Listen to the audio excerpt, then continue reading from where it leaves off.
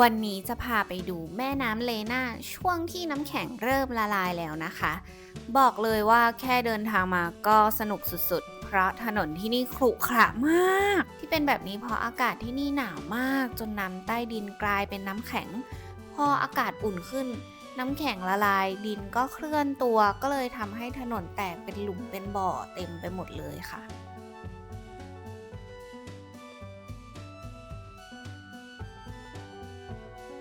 แต่ก่อนเดินทางขอแวะเติมน้ำมันกันก่อน วันนี้เราเอารถคันใหญ่ของญาติซาชาไปกันนะคะ เพราะต้องขึ้นเขานิดนึง และนี่คือปั๊มน้ำมัน ไม่เหมือนปั๊มน้ำมันที่เคยเห็นเลย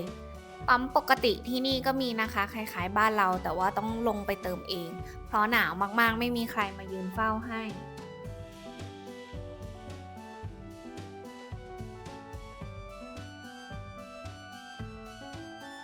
หลุยคิดว่ารถใหญ่ๆน่าจะมาเติมน้ำมันที่นี่กันหมด แต่ซาชาบอกว่า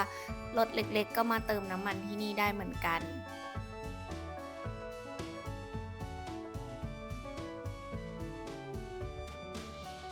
พอเติมน้ำมันเสร็จเราก็เดินทางกันต่อเลยมิชาหลับสนิทมากส่วนหลุยนั่งก้นเด้งเกือบตลอดทางระหว่างทางก็จะได้เห็นม้าเห็นวัวออกมาใช้ชีวิตกันแล้วนะคะกินหญ้าอะไรใดๆเมืองก็มีสีเขียวแล้วบรรยากาศสดชื่นสุด马怎么叫呢？马ฝรั่งม้าฝรั่งร้องนี่ม้าไทยร้องฮิฮิไหนซื้ออะไรมาดูหน่อยสิ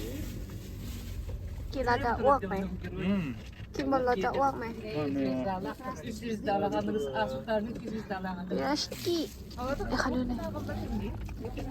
ขนมปังไส้มันบดขนมปังทอดแป้งในแป้งซุปเปอร์คัพไม่อ้วกเหรอถนนนั้นไม่ดีนะโอเคโอเค Ik kan alleen. Yok starten. Dit hoe staat in Toyota?ๆ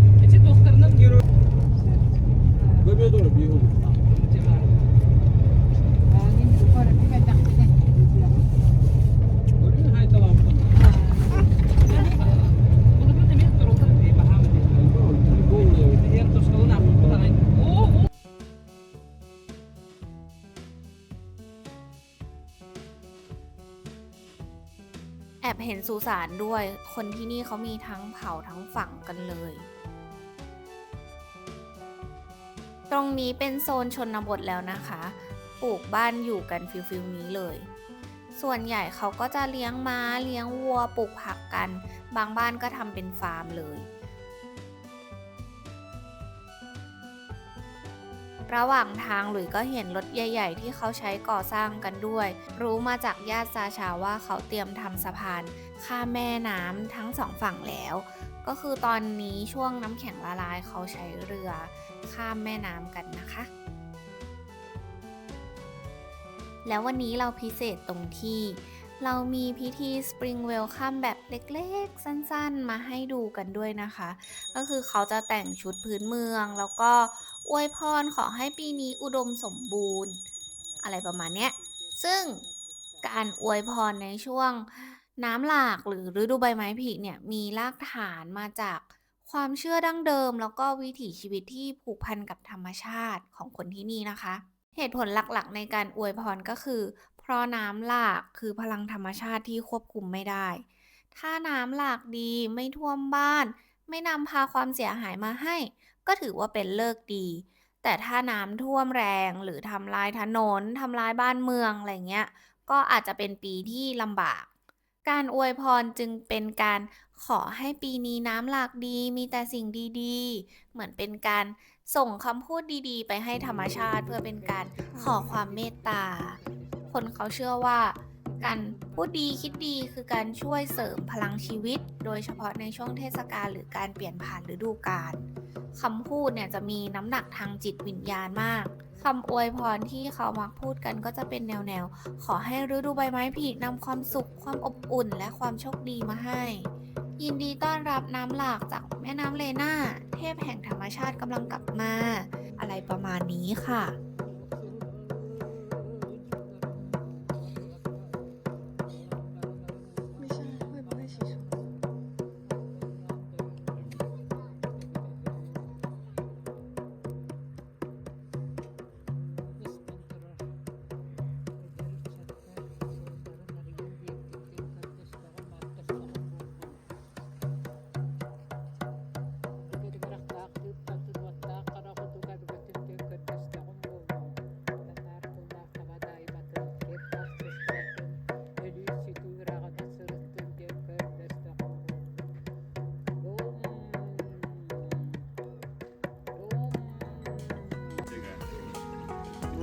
Bupas. ฮะ Bupas. บือปะ Yeah. 什么东西 牛奶 Yeah. โอ้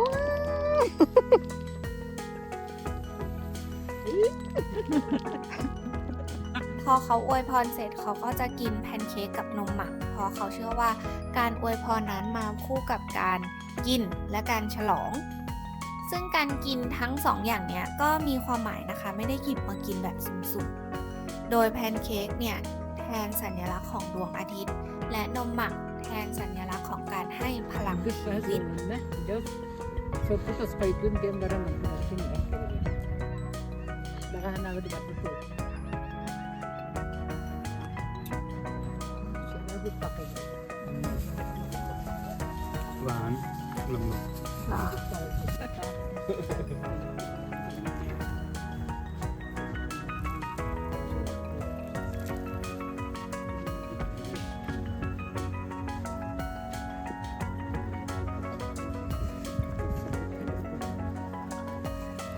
เขาก็จะวาง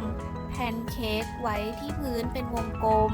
วางตามเรียงเข็มนาฬิกานะคะ เปรียบเสมือนการเรียกพลังอาทิตย์ให้มาช่วยทำให้ฤดูหนาวจบลงเร็วๆ และให้ฤดูใบไม้ผลิอบอุ่นแข็งแรง นอกจากนี้วงกลมก็ถือว่าเป็นสัญลักษณ์ของความเป็นนิรันดร์ด้วย และอีกหนึ่งเหตุผลที่วางแพนเค้กไว้ก็คือเป็นการเส้นไหว้และขอบคุณติเชนะคะ เขาเป็นวิญญาณธรรมชาติ อย่างเช่นดินน้ำลมไฟต้นไม้อะไรอย่างเงี้ยที่ช่วยให้เราผ่านพ้นฤดูหนาวมาได้ หลุยรู้สึกว่าทุกวัฒนธรรมที่นี่มันช่างมีความหมายลึกซึ้งเหลือเกิน ไม่ใช่แค่ประเพณีสวยงามแต่ทุกอย่างมีที่มามีเหตุผล แล้วมันก็ทำให้รู้สึกว่าความเป็นอยู่ของคนที่นี่เชื่อมโยงกับธรรมชาติอย่างแท้จริงเลยค่ะ Albatının açılanları pilotuna kavuştuğu Rui tosku bollun. Rui aykal bollun. Dom. Dom. Dom. Tamam.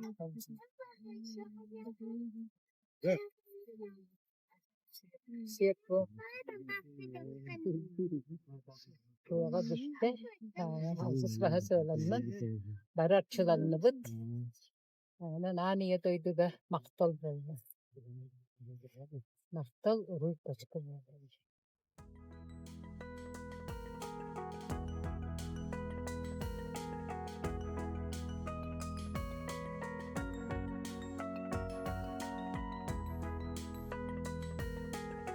กลับมาที่แม่น้ำเลนา แม่น้ำเลนาไม่ใช่แค่แม่น้ำธรรมดานะคะ แต่เป็นหนึ่งในแม่น้ำที่ยาวที่สุดในโลก ยาวเกือบ 4,400 กิโลเมตร ซึ่งไหลจากทางตอนใต้ของไซบีเรียขึ้นเหนือสู่ทะเลอาร์กติก แม่น้ำนี้มีความสำคัญมากทั้งทางระบบนิเวศ การคมนาคมแล้วก็วัฒนธรรม โดยเฉพาะอย่างยิ่งกับเมืองยาคุสที่ตั้งอยู่ริมแม่น้ำเลย ตอนนี้เมืองของเราก็ถูกแม่น้ำเลนาแบ่งออกเป็น2ฝั่งนะคะ ช่วงฤดูหนาวเนี่ยรถสามารถวิ่งข้ามแม่น้ำได้เลย เพราะแม่น้ำจะกลายเป็นน้ำแข็งและน้ำแข็งเนี่ยมันจะหนามากๆแข็งแรงมาก แต่พอถึงช่วงนี้น้ำแข็งละลายหมดแล้ว การสัญจรก็ต้องใช้เรือเท่านั้นค่ะ อันนี้ก็จะเป็นเรือของชาวบ้านที่ข้ามฝั่งมาในช่วงนี้นะคะ ต้องฝ่าฟันน้ำแข็งกันหน่อย พอเข้าฤดูร้อนแม่น้ำก็จะใสสงบแล้วก็จะมีเรือวิ่งขนของขนสินค้าขนผู้คนไปมาตลอดเวลา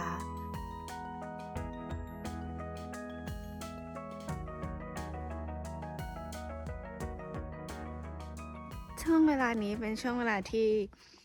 ก็กำลังดี ไม่ได้หนาวมาก ไม่ได้ร้อน แล้วก็ต้นไม้อะไรก็เริ่มมีความเขียวชอุ่มนะคะ ดอกไม้ก็เริ่มบานค่อยๆบานแล้วเนี่ยให้ดู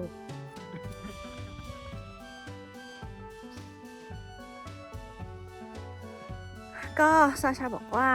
ถ้าดอกไม้บานดอกไม้ตรงเนี้ยบานมันเหมือนเป็นสัญลักษณ์แบบว่าฤดูร้อนกำลังจะใกล้เข้ามาถึงแล้ว เดือนหน้าก็ฤดูร้อนแล้วใช่ไหมซาชาแต่ถ้าอยากจะหนาวสุดขั้วหนาวแบบสุดๆ-50 -60 เนี่ยก็ มาช่วงธันวามกรานะคะ ช่วงนั้นจะหนาวมาก แต่ช่วงนี้ธรรมชาติสวยมากจริงๆ และเดี๋ยวหลุยว่าถ้าหน้าร้อนมันน่าจะสวยกว่านี้อีก เดี๋ยวช่วงฤดูร้อน เราก็น่าจะได้ไปเที่ยวอีกหลาย ๆ ที่เพราะว่าคนที่นี่เขาชอบเที่ยวกัน เราก็จะถ่ายคลิปมาให้ดูอีกนะคะว่านอกจากที่ความหนาวเหน็บหิมะอะไรต่างๆ ที่นี่มันมีอะไรอีกบ้าง แล้วก็ช่วงนี้เป็นช่วงที่แมลงอะไรก็จะเริ่มออกมาบินนู่นนี่แล้วนะคะ มีผึ้งผีเสื้อ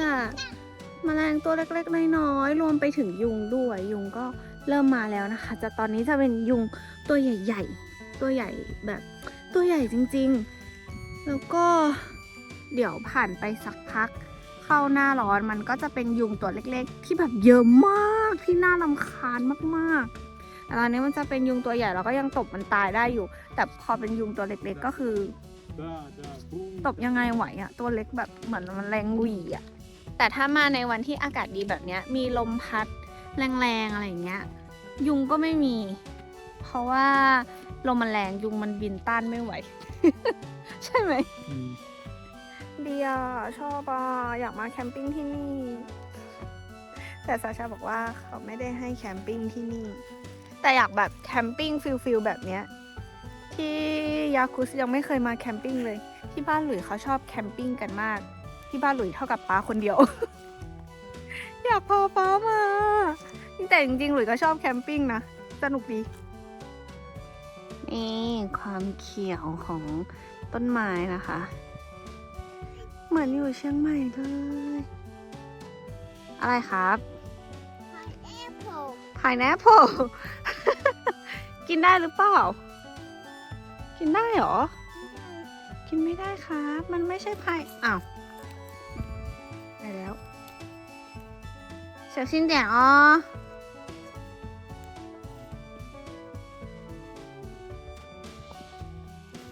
你说这个是狗贝利的อันนี้ต้นคาร์เบอรี่เหรอ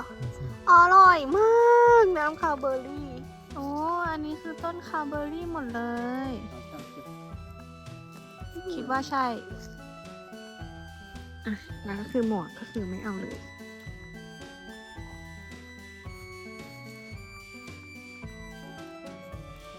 ที่นี่เรามาแคมปิ้งเองไม่ได้นะคะเพราะว่ามันเหมือนมีอิชชูเรื่องไฟป่าด้วย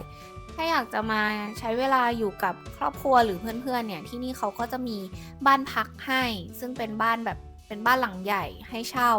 ก็สามารถมาทำกิจกรรมแอดเวนเจอร์อะไรที่นี่ได้ถ้าป้ากับแม่หลุยได้มาก็อาจจะได้มีโอกาสมาทำกิจกรรมแอดเวนเจอร์กันที่นี่ด้วยค่ะเพราะว่าหลุยชอบที่นี่ตอนช่วงฤดูนี้มากๆเลยมันไม่หนาวจนเกินไปแล้วมันก็ไม่ร้อนจนเกินไปนะคะอากาศมันกำลังดีแล้วก็ตอนที่ถ่ายอยู่เนี่ยอากาศ10 องศานะคะแต่ว่ามันไม่หนาวเลยเพราะว่าแดดมันแรงมากๆก็จะรู้สึกแค่แบบเย็นๆอะไรอย่างเงี้ยสำหรับวันนี้ต้องขอลาไปก่อนนะคะฝากกดไลค์กดแชร์กดติดตามให้หลุยด้วยนะไปแล้วบ๊ายบายสวัสดีค่ะนี่บ้านหลังสีแดงๆที่เราเคยมา